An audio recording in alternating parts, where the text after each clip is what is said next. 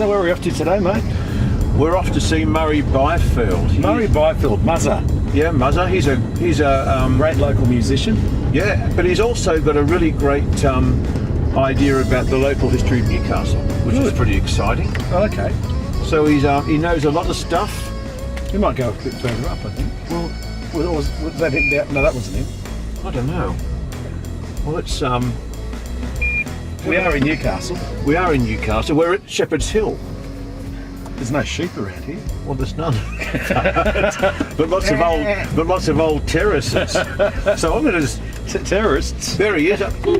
There he's up there. Oh, there he is. So we go drive. I thought we couldn't get in. Watch here. out for the tree, Tony. You actually said we couldn't get in here. I didn't. I said we couldn't get that through that street. Don't be argumentative. I tell you what, one of these days. One of these days, Alice. One of these days. Yeah, don't run him over. It's the star of the show.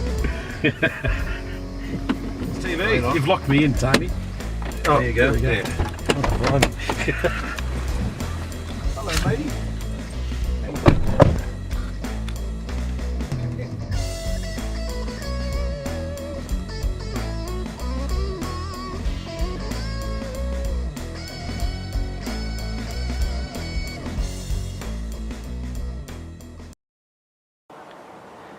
Now, some interesting history about Shepherds Hill. It derived its name from Lieutenant Colonel Peterson. The defensive side of Shepherds Hill fort dates from the construction of an 8-inch disappearing gun placement that was built in 1890, complete with underground rooms and weatherboard cottage, which is just beside me here. The huge cannon was hidden in the adjacent peripheral pit. Right beside me is Shepherds Hill Cottage, which is currently under restoration, due to be completed next year in 2021. It was built in 1890 and it was built as the gunners' quarters in the 1890s, as I said before. And speaking of things that are very historical in Newcastle, as we make our way down these cavernways, I'm going to show you something that is so old it'll take your breath away. I'm talking about Anthony Lee. I had to do it.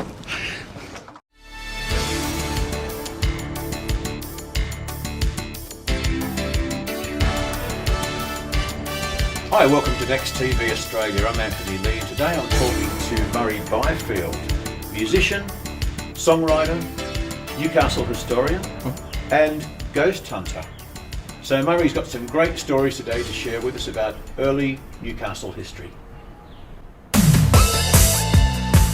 What's next? So right here at Shepherds Hill, we had that ship that actually sunk off Shepherds Hill. Yep. And how many people actually died in that? Well, only 2 people died in it, but that wasn't included. That no one actually died in that actual incident. The people that actually died on the ship died on the Hunter River when it was coming back from Morpeth. So when they were heading a place around, called Elbow. Devil's Elbow it was called. Okay, Devil's Elbow. Obviously a very dangerous part of the river, and they just sort of ran aground there, and the guys, so they sent a boatload of guys, 5 guys out into a little, like a whaleboat, I guess, type thing with an anchor. The anchor was a bit heavy and it sort of toppled the boat over, and then 2 guys went in and Were they only young blokes? Yeah, they're probably only young fellas. Yeah, okay. Interesting. Exactly. But the amount of shipping accidents on that River, particular spot. Well, the Hunter River in general is just mind-boggling. You know, one of the biggest ships to go up the Hunter River was 75 metres long. And people don't believe that when you tell them stories like that. Yeah. There's a ship called the Namoy. It was built specifically, should I say, for the Morpeth to Sydney run, and it was designed in the UK. It was steamed out here, and they used it for the river, for the river trade. And basically, when the river sorted up, they couldn't use it anymore. Wow. Hey, listen. One thing that I did want to ask you before was, and you mentioned this before to me. The breakwall. Oh yes. The breakwall in Stockton. What is the breakwall made of? Well, the breakwall began as a series of shipwrecks when all ships from all around the world were coming to Newcastle for coal. Now, you had ships coming from the UK, Germany, United States, New Zealand probably as well. Because today, Newcastle port is the biggest coal port in the world, biggest exporter of coal, and they came from everywhere, and so a lot of these ships, it was a very dangerous port at the time, and they just hit bottom and sank, and they just dragged them all into a line, and they just started. That was the start of the breakwater, and then they just started filling in rocks in between the ships. Wow. And I think there's one wreck there still, which if anyone walks that, it's called the Shipwreck Walk actually. If you go over there, and there's one wreck that's still there called the Adolf, like Hitler but with an E on the end. and there's a bit of a steel hull, and that was a steel hulled sailing ship. Most of them were sailing ships. And it ran aground, and I'm not sure if anyone died. And that was about in 1905, I think, that one.